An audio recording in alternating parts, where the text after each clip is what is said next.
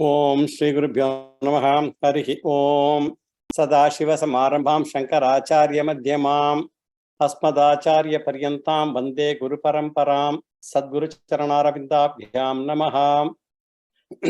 Brahma Sutras,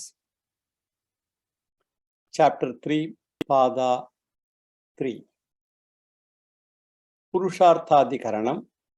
Purusharthaha ataha shabdadidibadarayanah शेषत्वात् पुरुषार्थवादः यथा अन्येषु इति जैमिनिः आचारदर्शनात् तच्छ्रुतेः समन्वारम्भणात् तद्वतो विधानात् नियमाच्च अधिक उपदेशात्तु बादरायणस्य एवं तद्दर्शनात् तुल्यं तु दर्शनम् असार्वत्रिकीम् विभागः शतवत् अध्ययनमात्रवतः न अविशेषात् स्तुतये अनुमतिर्वा कामकारेण च एके उपमर्दञ्च ऊर्ध्वरेतः सुचशब्देहि परामर्शाधिकरणम्। परामर्शं जैमिनिः अचोदना च अपवदतिः अनुष्ठेयं बादरायणः साम्यश्रुतेः विधिर्वाधारणवत्। स्तुतिमात्राधिकरणम्। स्तुतिमात्रम् उपादानादिति चेत् न अपूर्वत्वात् भावशब्दाच्च परिप्लवाधिकरणम्। परिप्लवार्था इति चेत् न विशेषितत्वात् तथा च एकवाक्यता उपबन्धात् अग्नीन्धनाद्यधिकरणम्। अतएव च अग्नीन्धनादि अनपेक्षा सर्वापेक्षाधिकरणम्। सर्वापेक्षा च यज्ञातिश्रुतेः अश्ववत् शमदमाद्युपेतः स्यात् तथपि तु तद्विदेः तदङ्गतया तेषाम् अवश्य अनुष्ठेयत्वात् सर्वान्नानुमत्यधिकरणम्।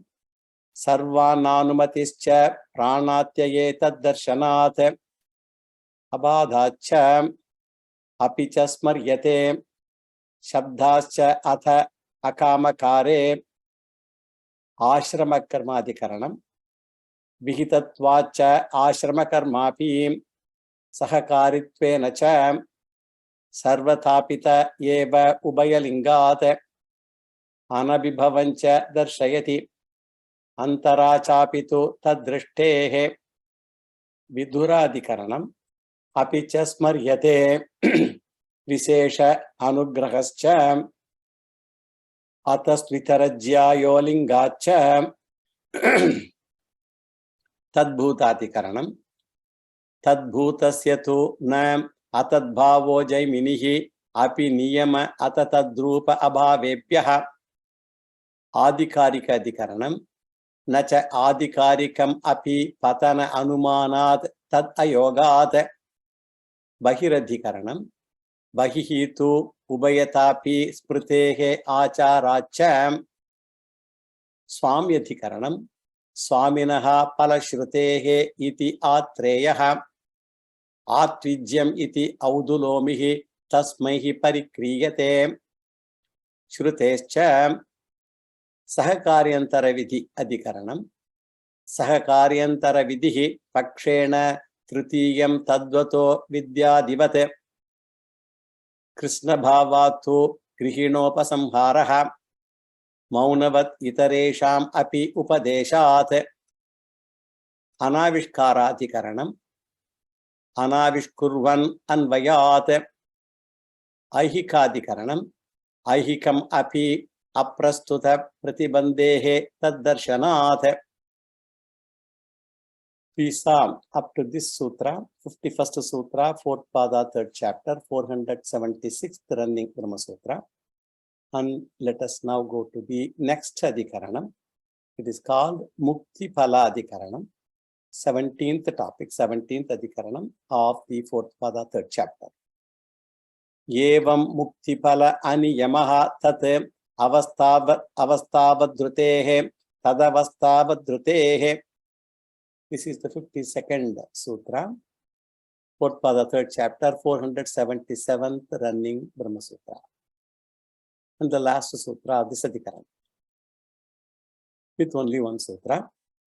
And we will see the general introduction to this Adhikaranam. And in this Adhikaranam, Vyasacharya talks about the relationship between Jnanam and Mukti. Relationship between Jnanam and Mukti. And in the previous Adhikaranam, he talked of Jnana Sadhanam and Jnanam. Jnana Sadhana produces Jnanam and Jnanam produces Moksha. And Jnana Sadhanam is cause and Jnanam is the effect. And Jnanam is cause and Moksha is the effect. And in the previous Adhikaranam, we asked the question whether Jnana Sadhanam produces Jnanam in the current Janma itself or in the next Janma. And here we ask the question whether Jnanam produces Moksha in the current Janma or in the future Janma. And the answer is here, the previous rule should not be extended. That is what we should be careful. With respect to Moksha Palam from Jnanam, the previous Niyama cannot be applied and Jnanam gives Moksha instantaneously. And it is said Jnanam itself is Moksha. Very unique thing. Knowledge itself is the Moksha.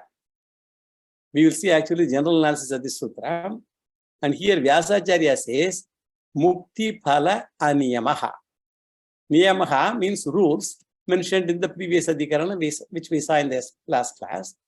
Indefiniteness, namely Jnanam may come or may not come in this Janma. There is an indefiniteness associated with Jnana. And this rule cannot be applied here.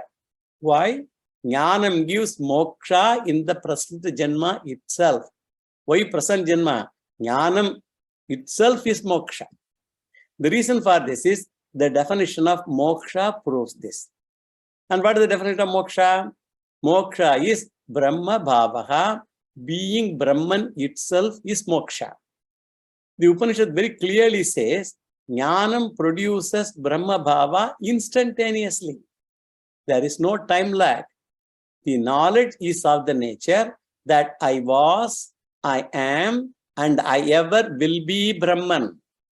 I was, I am, and I ever will be Brahman is that knowledge. The nature of the knowledge is that.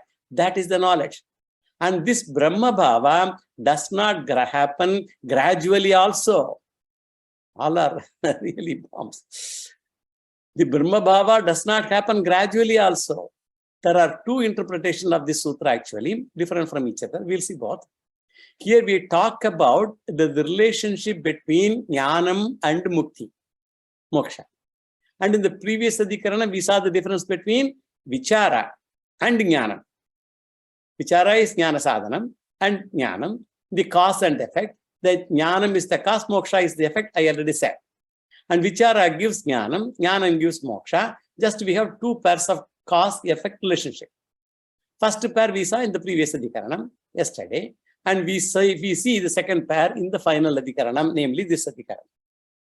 And in the previous Adhikaranam, we saw Vichara produces Jnana. And how long we take for Vichara to produce Jnanam, we cannot predict. The process is unpredictable time-wise. Even though Vichara is cause and has to produce knowledge, there is unpredictability because students' minds are different. Most important, it is the dosha of the adhikari. Because of various obstacles caused, these are called adrishta pratibandhas, which are not known, adrishta pratibandhas. Because pratibandha varies from student to student. We cannot say when the vichara will produce jnana. In some cases, it may take years, janmas. In some cases, it may not happen in this janma itself. It may be in the next janma or some other future janma. Kala niyamaha nasti. We are not sure whether we get jnana phalam now or in future. Now we take the next pair in this adhikarana. Jnanena moksha utpattihi, that is the discussion here. And when it comes to that, what about the niyama? Is it also indefinite like the previous case, or is it not? If it is indefinite, what will be the condition? I may get jnanam and moksha. I will get now or in future and wait for the Lord's clearance, let us say. In fact, there are some philosophers who say the time of moksha, Bhagavan alone decides, and we cannot question Bhagavan on this. Some people interpret that way also. For some devotee, he takes less time. And for some other devotee, it will take more time, and they bring all the karma, theory, everything. We cannot also question God in this regard. For that, we say it is not so. But what we say for this discussion, it is not so is our answer. Indefiniteness mentioned in previous case is not applicable in this case. It means moksha comes immediately on gaining jnana. And the word aniyamaha in this sutra, one must understand carefully. Aniyamaha refers to that there is no rule, no niyama mentioned in the previous adhikarana. The rule mentioned in the previous adhikarana is aniyama. Niyama of aniyama is not applicable in this case, and it means there is definiteness. Moment you get jnanam, moksha is immediate. There is definiteness. It is niyama bhavaha. There is definiteness with respect to kala, time, connecting jnanam and moksha utpatti. And what is the kalam? We can very definitely say. Now the question is, what is the definite time gap between jnanam and moksha in the case of all jnanis in all the 4 yugas, regardless of whether it is Satya Yuga, Treta, or Dwapara, or Kali Yuga? Jnani and jnanam and moksha. And Shankaracharya very clearly says there is no time lag between jnanam and moksha. It is instantaneous. With respect to this rule, there is definiteness. All the people who attain jnanam will attain moksha. And now question is, why there is no progression requiring time in this case? It could be gradual. Jnanam and moksha are eka rupam only, which does not have any gradation or progression. And what Shankaracharya has to say on this regard, let us see. Shankaracharya points out, first of all, in jnanam, there is no gradation at all. In jnanam itself, there is no gradation at all. Since everyone must gain knowledge, what is the knowledge? Aham Brahma Asmi iti knowledge. So in the case of Saguna Upasana, there is gradation possible. In the case of Saguna Upasana, it is Upasana. Nirguna Brahma Jnanam, Saguna Brahma Upasana. So Saguna Upasana, there is gradation possible. In Upasana, Taratamyam. Taratamyam means gradation is possible. So also in the Palam also, when there is gradation in the Upasana, the Palam also will vary. In Saguna Ishvara, gradation is there. In Aham Brahma Asmi Jnanam, there is no gradation. In Moksha also, there is no gradation. We define Moksha as what? As Brahma Bhavaha. Brahma Bhavaha means Brahma Swarupa Aikya Praptihi. Attainment of the nature of Brahman. Brahma Bhava itself is Moksha because Brahman by nature happens to be Nitya Mukta Swarupam Samsara Rahita. Brahman is free from Ajnana. All the karmas, karmani, janma, marana, chakram, the cycle of birth and death, Brahman is beyond all that. All are not there in Brahman. Brahma Bhava is Moksha Bhava. Since in nature of Brahman there is no gradation, in the nature of Moksha also there is no gradation. Either you are Brahman or you are not. That is all the thing. I am 70% Brahman, 80% Brahman, 99.99% Brahman. All those don't exist. Either you have understood you are Brahman or you have not understood, period. Therefore, there is no gradation in all these 3. If there is no gradation, no progression is also possible. Gradation abhavatim, progression abhavaha. Hence, you cannot talk about time gap at all. And time gap can be increased or decreased. When there is a gap, it can be increased or decreased. How do you know all these things? Will be the next question. You are telling all these things between Jnanam and Moksha. They have not seen anybody going through like that. How are you saying that there is no gradation and all that thing, no gap? Where is the pramanam for this?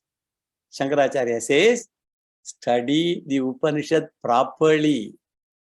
In Brahman, there is no gradation is clear from the definition of Brahman.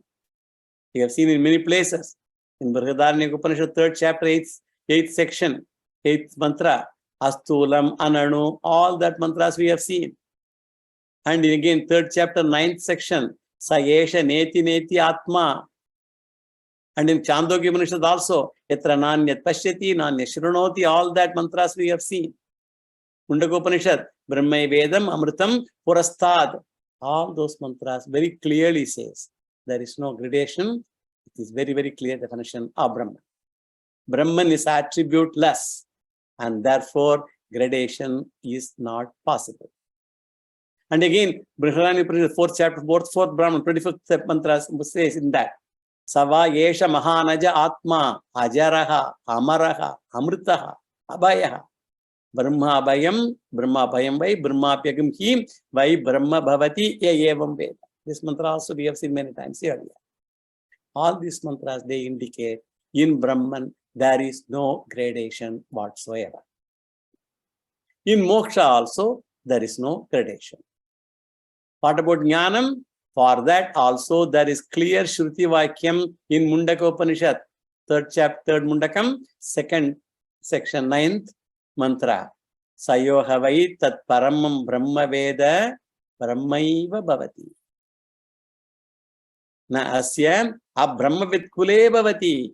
That person will not be even born in a family of Ajnanis almost. The knower of Brahman is Brahman. Brahmavit apnoti param, Taitriya. The most important thing is the verb used by the Shruti. One who knows Brahman is Brahman, not will be Brahman. It does not say he will become Brahman. Present tense. This Shankaracharya very, very elaborately he analyzed in Samanvaya Sutra that we saw in the 1st chapter, 4th Sutra, Brahma Sutra. We have already Tattu Samanvaya, very important sutra. I have discussed that elaborately when we discussed the 1st chapter. Tattu Samanvaya 1.1.4, that is the Samanvaya Sutra. That establishes this fact. Between Jnanam and Moksha, there is no time gap. Being knower of Brahman is Brahman itself. And what is the logic behind this? The knowledge of Brahman happens to be unique knowledge, different from other types of knowledge. These are all fundamentals only. We have discussed this many times. I'm just only saying all those for the sake of completion of this discussion. Brahman knowledge is considered to be Brahman knowledge only when you can say Aham Brahma Asmi. Till that time it is not Brahman knowledge. When I say confidently, I am Brahman. Brahman knowledge is considered to be Brahman only when you say Aham Brahma Asmi, without any doubt. All other knowledge is in the form of 2nd or 3rd person singular. But Brahman knowledge is 1st person. I am Brahman. So Brahma Jnanam is Brahma Bhavaha. So Shankaracharya says, Brahman I am. Brahma Bhavaha is Moksha, and therefore Brahma Jnanam is Moksha. There is no Taratamyam, no gradation, no Kala Bheda, no gradation, and all that thing with respect to Jnanam and Moksha. And also in Mundaka Upanishad also it is said that we already said the knower of Brahman is Brahman, and Shruti does not say he will cross over samsara and all those. There is no future tense anywhere. All are in present tense. Time of knowledge is time of Brahma Bhava, and time of Brahma Bhava is time of freedom, liberation, moksha. If a person says, I have jnanam, but I have not crossed sorrow, then Vedanta says, you don't have jnana. Knowledge of Brahma Bhava and samsara abhava happen simultaneously. Knowledge of Brahma Bhava and samsara abhava, there is no, not even a millisecond, microsecond, femtosecond difference. They happen simultaneously. The present tense does not even refer to an event. When I say fire is hot, this is a present tense not referring to an event of time, but it reveals the fact that it is not time bound. Fire is hot regardless of whether it is present, past, future. When I say fire is hot, it is a present tense which reveals a fact, which fact is not a present fact but an eternal fact. These are things we don't normally pay attention to understand them. When I say fire is hot, it is said in present tense. But that reveals a fact, which fact is not a present fact, but an eternal fact. Therefore, there is no gap between gaining jnanam and moksha. First we say jnanena moksha. Through jnanam we get moksha. And later we say jnanam eva moksha. Jnanam only is moksha. This is the general analysis of the sutra. Now let us go to the word analysis. Mukti phala aniyamaha. There is no such rule, aniyamaha, no such rule with respect to the phala, mukti phalam, with respect to the result of liberation. Evam, as in the case of jnanam or the result of knowledge. Evam, as in the case, we have to supply jnanam or the result of knowledge. Tad avastha avadritehe. This is known from the scriptural definition of the state of liberation. Tad avastha, that state. Avadritehe. It is repeated to indicate the end of the third chapter. Avadritehe, tad avastha avadritehe is repeated twice in the sutra. And the significance of the words is what? Mukti phala aniyamaha means the result or the effect of liberation due to gaining knowledge. Mukti phala. Aniyama. Aniyama means absence of the rule applied in the previous sutra that we saw. Jnana sadhanam and jnana. We said before vichara, jnana sadhanam and jnanam, we said it is different in that case. This rule is absent here. Instantaneous is the result of jnanam and moksha, whereas jnana sadhanam and jnanam may take lot of time. Tat avastha avadritehe means scriptural definition, the definition of the state of liberation. From that we come to the conclusion, and this particular conclusion. And Vyasacharya says, definition of moksha is Brahma Bhava alone. That alone is moksha. We never define moksha as a condition of the mind. These are all fundamental mistakes people can make. We never define moksha as a condition of the mind. Once you define moksha as a condition of mind, progression, time gap, all those things will come. It is not a condition of mind. Mind condition may change after knowledge. Refinement of mind is a byproduct and not the aim of the seeker. Aim of the seeker is jnana, moksha, not refinement of the mind. I am Brahman and not refined mind. I am not refined mind. I am Brahman. Refining the mind is not the aim of the seeker. Going to a temple and getting prasada, that is not the aim. Moksha is the aim. Darshan is the primary aim when you go to the temple. I am not the mind, but I am Brahman myself. Like darshan is the primary aim to go into the temple, but ultimately moksha is the final. Shruti says, jnanam gives instantaneous Brahma Bhava because knowledge happens to be I am Brahman. It is not an event of time, but it's a statement of fact. Therefore, the definition of moksha and the nature of knowledge makes clear that there is no difference between jnanam and moksha. And Shankaracharya says, in this adhikaranam also, the study is cause-effect relationship is between vichara and moksha. And in this adhikaranam, it also relates to relationship between vichara and moksha. Between vichara and moksha relationship, there is no time actually. The relationship, that if jnanam is indefinite, naturally moksha also will be indefinite. If jnanam comes in this janma, moksha also will come in this janma only. And if jnanam comes in the next janma, moksha also will come in next janma only. This is a simpler interpretation. With this, the 52nd sutra, the last sutra, fourth pada, is also over. The third chapter is also over. Now let us have a very high level, bird's eye view of the third chapter. Here in Sadhana Adhyaya, we talked about all spiritual sadhanas in all the four padas. This third Adhyaya is called Sadhana Adhyaya. I already mentioned in the beginning, it's an introduction. So it talks about spiritual sadhanas in all the 4 padas. And in the first pada, the emphasis is on Vairagya. And through sadhana chatushta sampatti, that is highlighted in that thing, sadhana chatushta. And this was done in a peculiar manner, or by talking about the travel of a jiva after death. If you remember Panjagni Vidya, all those things it talked about. And Jiva Gati, so in the various particular samsara varnanam, so the path of the jivas, all those things were described in detail. It is not for enjoying, but to get freedom from all this. And in the second pada, the Jnana Yoga Sadhana was highlighted by analysis of Tvam Pada and Tat Pada and Aikyam also was shown.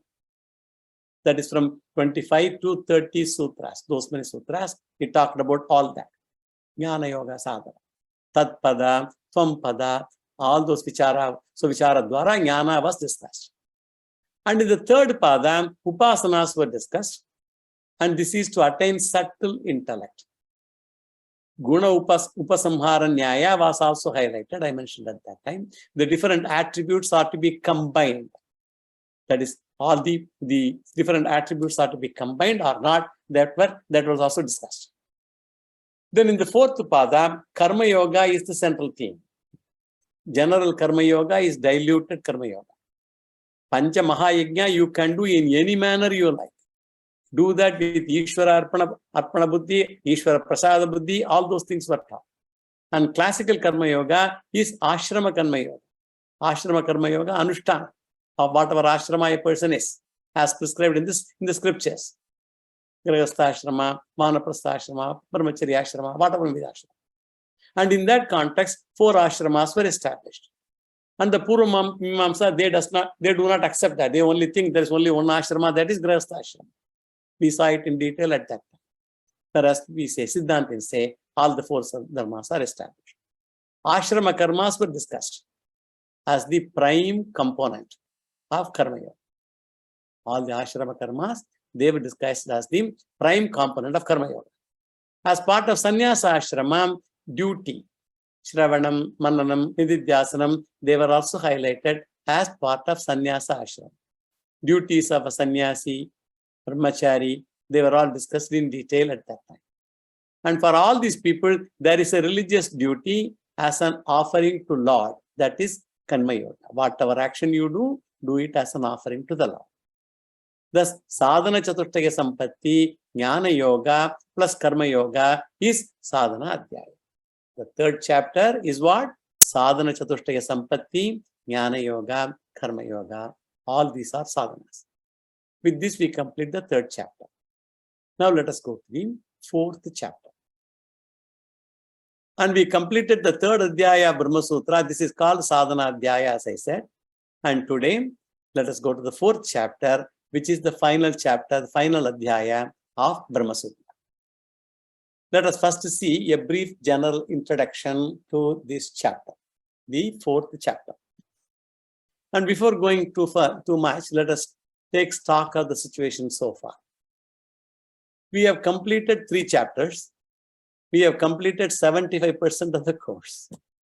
It's not a course in that sense, like when people are. These are lectures I just gave.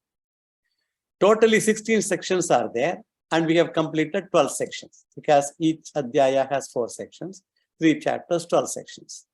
And of the 191 topics or adhikaranams in the entire Brahma Sutra, we have completed 153 of them, or 85% of Brahma Sutra. So even though we are telling 75% of the course we completed, 85% of Brahma Sutras is completed because number of sutras are more. As mentioned earlier, there are 555 Brahma Sutras, and we have seen so far 477 of them. And there is one more chapter, that is the 4th chapter, that I hope to complete also with the grace of my Guru. And the 4th chapter has 4 padas and 38 adhikaranams, or topics, with 78 sutras. So we have to see still 78 sutras to complete the entire Brahma Sutra discussion. Now let us first see a general introduction to the fourth chapter. So when I say we will take a stock of the situation, I just wanted to know where we are in our growth or in our progress from starting the Brahma Sutra discussions. It is more for me, actually. For you also, it is, of course, for people who are regularly attending, it is important. So take stock. Let us first see the general introduction to fourth chapter. It is called Phala Adhyaya. And it is natural consequence of Sadhana Adhyaya. When you do sadhanas, then there is phalam for the sadhana one does. And this is the natural consequence of Sadhana Adhyaya, which was the third chapter that we just completed. And any sadhana should produce phalam. And this phalam is topic of the fourth chapter, especially Saguna Nirguna Vidya. Vidya is taken in two meanings. One is Saguna Vidya and another is Nirguna Vidya. Saguna Vidya is upasanas, that we have seen many times. And Nirguna Vidya is taken as Jnana. And the Saguna Upasana and Nirguna Jnanam together we call Saguna Nirguna Vidya. And here we talk of their phalam. What is the phalam? Phalam is mukti for both. And again, three types of mokshas. Mukti also will be discussed in the entire fourth chapter. Namely, Jivan Mukti. You know what is Jivan Mukti?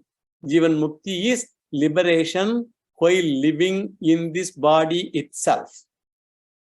And the second one is Videha Mukti, that is liberation after the fall of this body.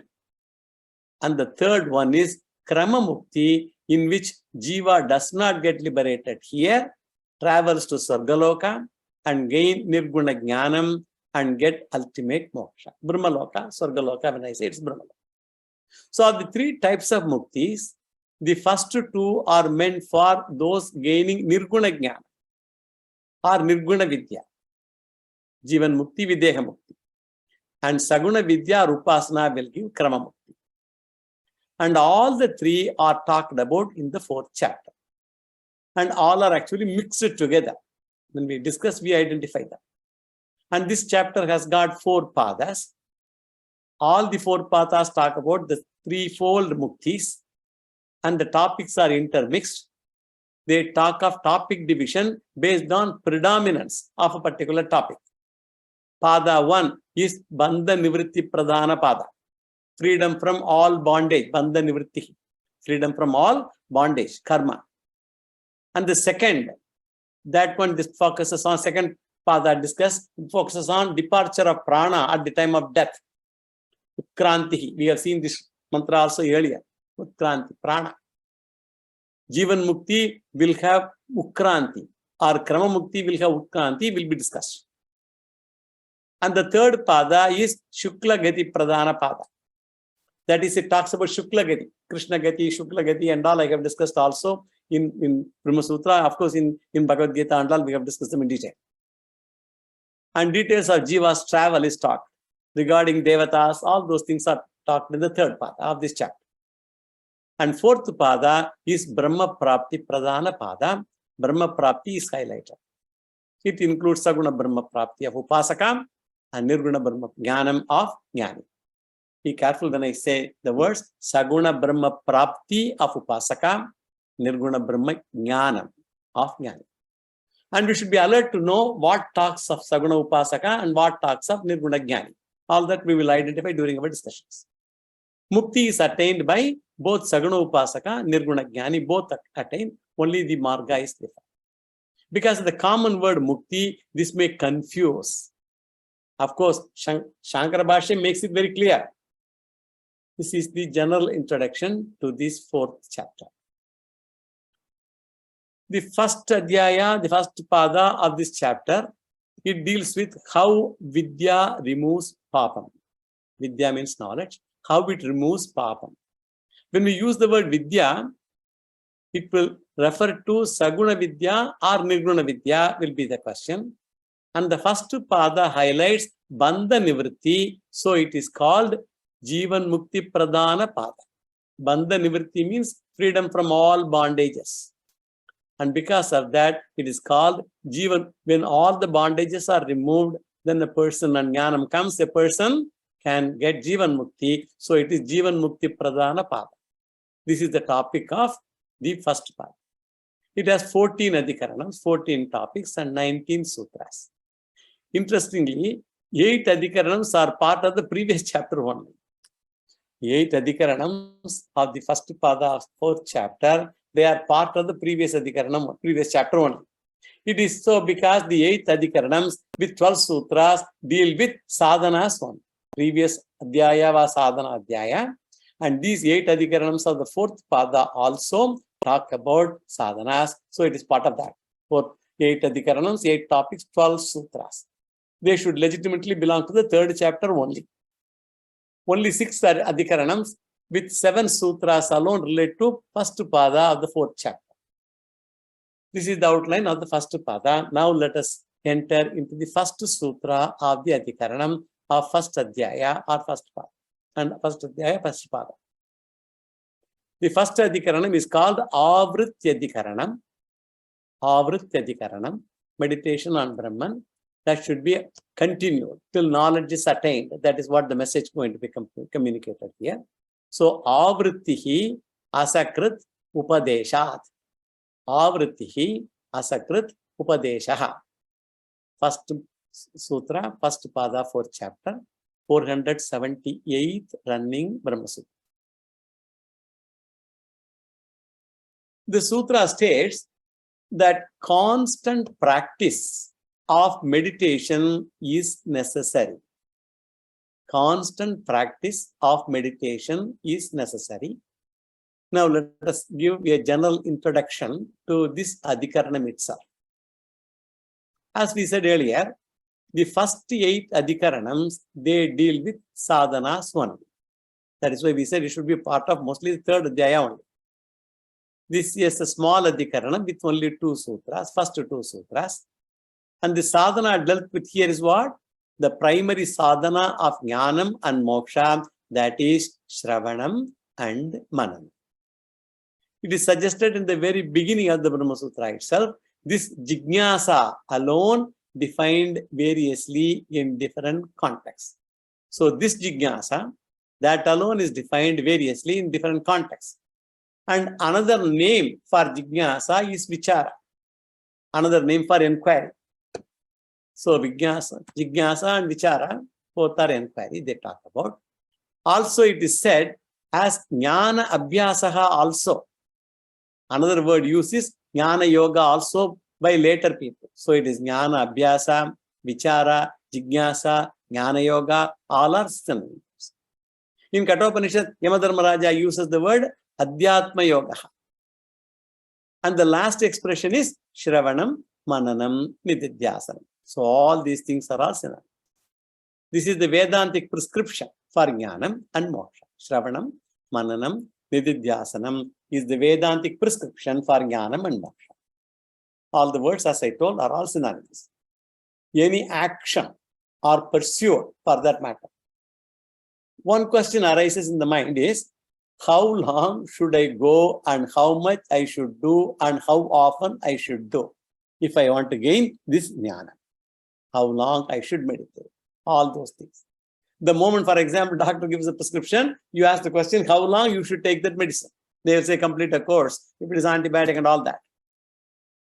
Vidhi means duration. When there is a vidhi, there is a duration. That question comes. Vidhi means how often, how much, how long. All those questions have to be answered if you say it is a vidhi. In Karma Kanda, we have a lot of vidhis.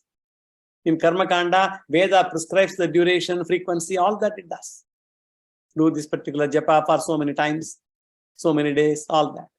In Veda Purva Bhaga, Karma Kanda, Veda prescribes the duration, the number, all that clearly. Since we do the thing to get the palam, because what is the intent there? I want to get some palam by doing certain japas or certain pujas. Since we do the thing to get the palam, and the palam offered by the Veda is in the form of adrishta palam. Adrishta means invisible result. That is called punyam. By performing certain good karmas, you get punyam, which is an adrishta palam. You cannot see it. If the Veda prescribes a japa, or Varuna Japa, for example, to get rain. And how is Varuna Japa is going to produce rain? The sound of the mantra is to produce an Adrishta Palam, and that will produce the rain. This is how scriptures say. So also other benefits, whatever other benefits the person wants. Now the question is, how many times I am to chant for getting this Adrishta Palam? The number of avritti, this is called avritti, how many times you have to chant, is indicated in the Veda itself. Karmakanda portions, they always say all that. The whole thing is suprasensuous. It is Apaurushaya suprasensuous. In Karmakanda, they have prescribed a rule. When Shastra prescribes the number of times, you have to follow it blindly. Don't ask. If they say 100 times repeat, keep on repeating 100 times. Don't say, oh, will it get more benefit if I say 1,000 times? Or will it give less benefit when I say 10 times only? All those questions cannot ask. Shastra prescribes the number of times, you have to follow that number blindly. When Shastra does not specify the number, that will be our interest. When it says the number, okay. When it doesn't specify the number, what will I do? At that, what should I do? You have to do only once. When it doesn't specify the number, you do it only once. This is presented in the form of a rule. So wherever Veda Vidhi is there, you should follow to get Adrishta Pala. This is Shastra Vidhi. In Sutra 3447 of Brahma Sutra, we already saw that. We have studied this aspect. Sahakaryantara Vidya Adhikaranam, that is the name of the Adhikaranam. That is the 14th topic of 4th Pada, 3rd chapter. Sahakaryantara Vidhi Pakshena Tritiyam Tadvato Vidyadivat. That was the Sutra, 47th Sutra, 4th Pada, 3rd chapter, 472 running Brahma Sutra. We have said that it is a Niyama Vidhi. Shravanam, Mananam, Nididhyasanam, they are all Niyama Vidhi. And if it is so, how many times I should do Shravanam? Vidhi produces Adrishta Palam, we said. This is the debate in this adhikara. I hope I laid the context clearly. And here Purva Pakshi says, you apply here the Purva Mimamsa rule. There is a rule in Purva Mimamsa Shastra. If it does not mention the number, how many times it should be recited, then it is taken as one, only once. And what is the logic of the Purva Pakshi? He says, Shastra mentions only once and it does not give number of times. So you just only do once. And Siddhanta says, no, this has to be done during the whole time. You cannot just do once and stop. And what is the logic that is going to be given here by the Siddhanti? The logic is, when the benefit is Adrishta Palam, invisible result, you depend upon Shastra only. All sadhanas are meant for Jnanam, and Jnanam does not come under Adrishtam. Whether I have got Jnanam, etc., I should know myself. Jnanam, it is not an Adrishta Palam. If I get Jnanam now, I should know right now. None can know about yourself other than yourself. My own Sakshi Chaitanyam reveals my mental condition with respect to Jnanam or Ajnanam. This is with respect to any knowledge. This is also a type of Jnanam only. Whether you have doubt or not, you alone know. Since it is Drishta Palam, so when you know it is a Drishta Palam, you decide. It is not decided by even your Guru, nor even Shastram. And for this in Purva Mimamsa, an example is given. Drishta Pala Vishaye, in the case of Palam, visible Palam, it is to be decided by the person, not Shastra. There is a Vidhi in Purva Mimamsa. Before performing an yaga, they have to prepare several materials for yaga. And they have to take varieties of grains also. This I have given this example earlier in some other context in our Brahma Sutra discussions itself. And one of the grain required is paddy. And the Shastra says, you remove the husk and dehusking has to be done. So you bring fresh paddy, and from the paddy you have to dehusk it to get the grain. It is also a vidhi to remove the husk. How to remove the husk? And how should I do the dehusking job? Shastra says, the method also it will prescribe. You cannot do by any other method. Vidhi means the number comes. Here, Shastra does not mention how many times you have to, how much times you have to do to remove the husk. How do you decide? The Purva Pakshi argues, you apply the Purva Mimamsa rule. If an action prescribed for producing punyam, then you have to do only once, then punyam is generated. Because punyam is adrishta palam, you don't know, so you do just only, you cannot know also, so you do only once. But here what are you doing? This is a drishta palam, husking, dehusking, pounding the grain, the paddy. So pounding is not prescribed for adrishta punyam, but drishta palam only of removing husk and the paddy, because you have to know that the paddy is dehusked and you got the rice grain you got. So it is to be seen. So whether the rice is separated from the husk or not, that palam is drishta palam. So the palam can be seen. Shastra need not and will not say how many times to pound. And so our conclusion is, until the dehusking is complete, keep on pounding. It is not like the adrishta palam doing only once. This is decided by looking at the dehusking process. Sadhaka is to decide.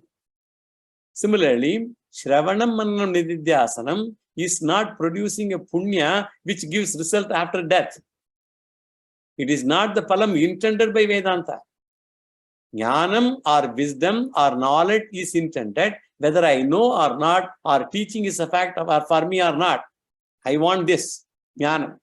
Whether I know subject matter is fact or not, or when I say I am free, for my own innermost heart, it is a statement of fact or statement of fact quoted by a guru.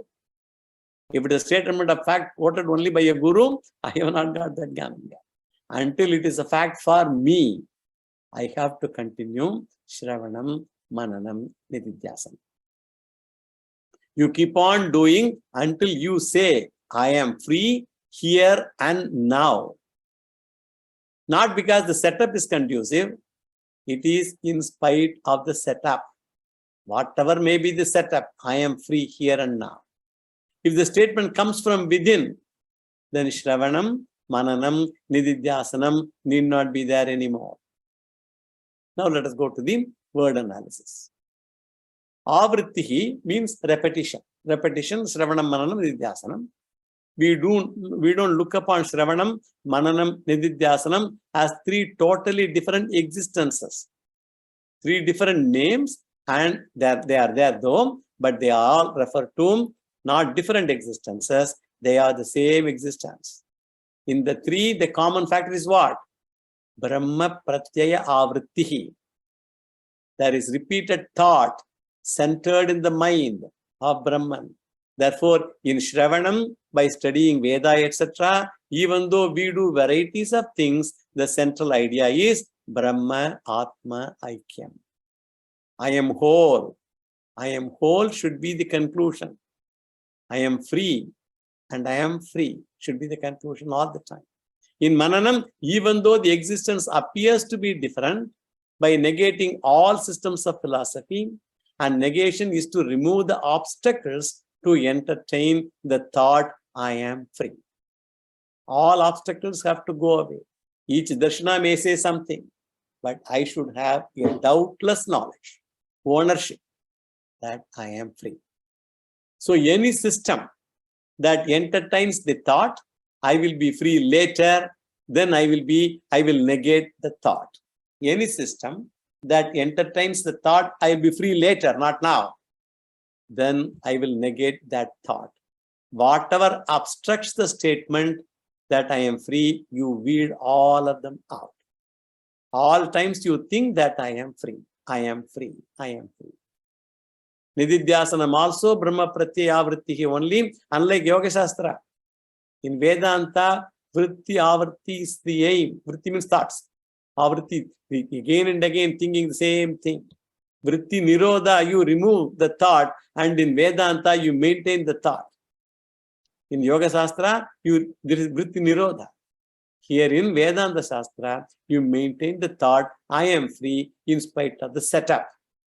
In spite of the setup, I am free. So Brahmatma Avritti Pratyayam, and even if you don't do it, it is a fact. Only you have to own it up. It is a fact. Vyasacharya says, Shruti itself is the pramanam for this. You do this either in the form of Shravanam or Mananam or Nididhyasam.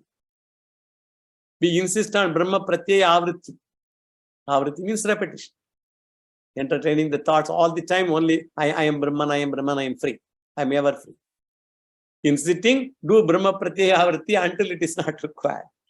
Whenever you are sitting quiet or whatever it is, think about this thought only, entertain only this thought. And the sutra states that constant practice of meditation is necessary. It doesn't give it as a choice. It is necessary. As we said, this chapter deals with the palam of Brahma Vidya, dealing with Jivan Mukti. Here it is, palam is Jivan Mukti. In this Janma itself, one gets liberated. And again, Videha Mukti. And then Krama Mukti, as the case may be. He talks of Bandha Nivritti here. All bondages, whatever bondage is there will be removed. Bandha. So, Brahmatmaka Pratyaya is to be repeated again and again. And the pramanam for this is Shruti itself, emphasizing the Avritti by using the three separate Avrittis. Namely, Shravana Rupena Pratyaya Avrittihi, Manana Rupena Pratyaya Avrittihi, and we also need Nidhyasana. And we should never get away from Aham Brahmasmi. That knowledge, I should never get away from that.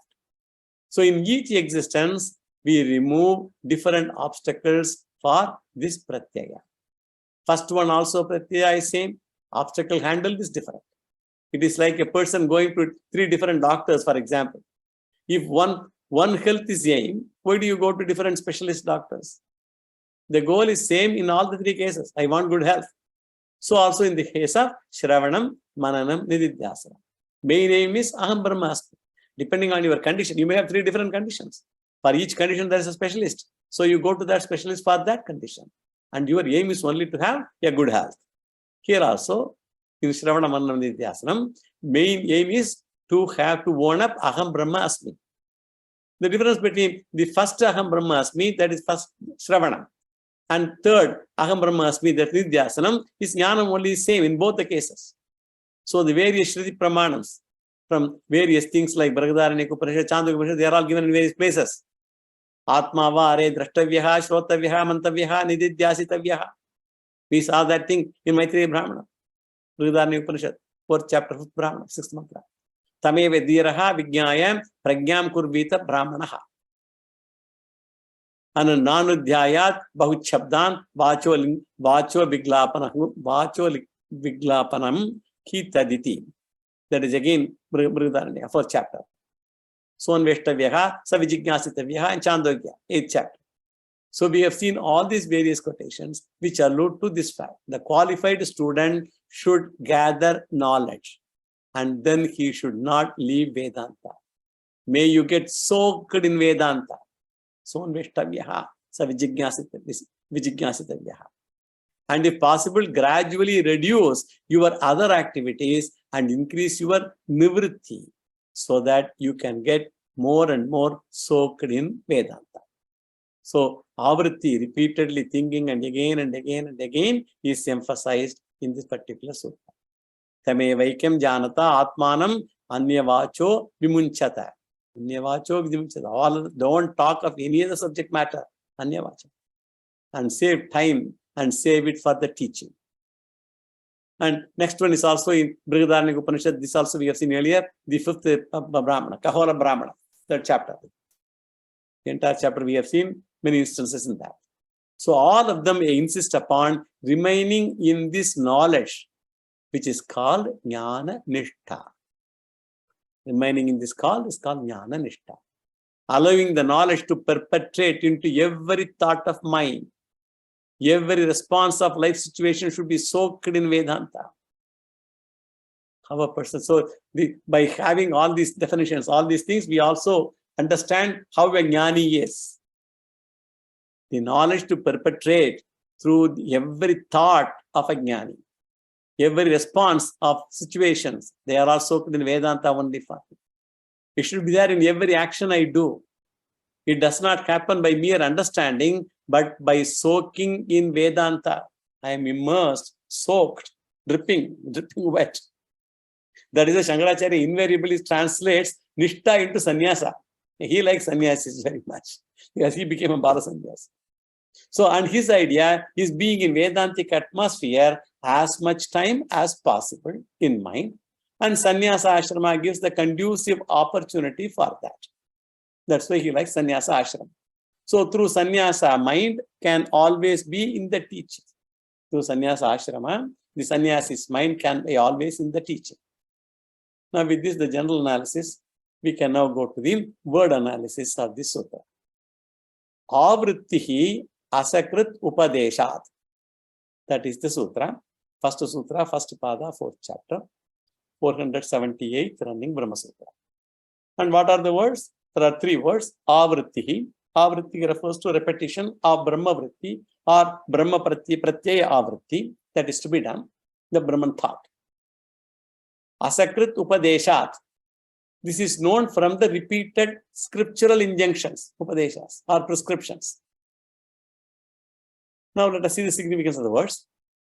Avrittihi, avrittihi means repetition of thoughts.